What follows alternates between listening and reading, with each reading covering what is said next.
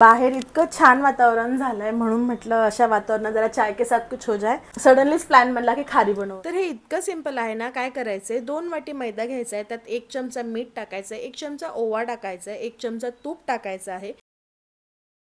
छान सगळं एकजीव करून घ्यायचंय. मस्त मिक्स झाल्यावरती अगदी थोडं थोडं पाणी घेऊन एक मऊसर घट्टसर गोळा असा आपल्याला छान मळून घ्यायचा आहे.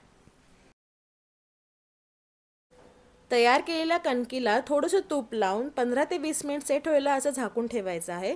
2 चमचे कॉर्नफ्लोअर घेऊन त्यात 2 चमचे तूप टाकून एक छान मीडियम कन्सिस्टन्सीची स्लरी तयार करून घ्यायची आहे. पीठ आपलं सेट झाल्यावरती त्याला छान पद्धतीने मळून घ्यायचं आहे आणि नंतरून त्याचे अशा प्रकारे काही आपल्याला पात्या लाटायच्या आहेत.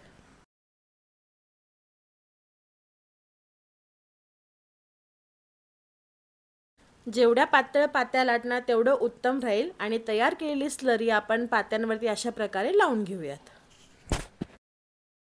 असं एकावर एक पात्या टाकून छान एकसारखी स्लरी लावून घेतली. आता त्याला फोल्ड करायचं. बस मग काय, पुन्हा एकदा कॉर्नफ्लोअरची स्लरी लावून छानपैकी आपण तयार केलेली जी मोठी पाती आहे तिला असं फोल्ड करून परत एकदा लाटून घेऊयात.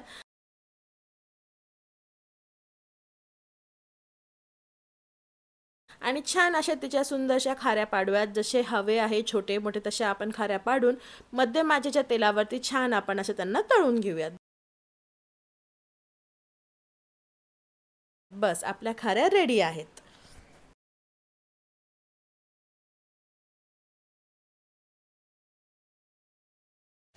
तर मंडळी, तुम्हाला पण अशा सिंपल खाऱ्या घरी बनवायला आवडतील का हे मला कॉमेंटमध्ये नक्की कळू द्या.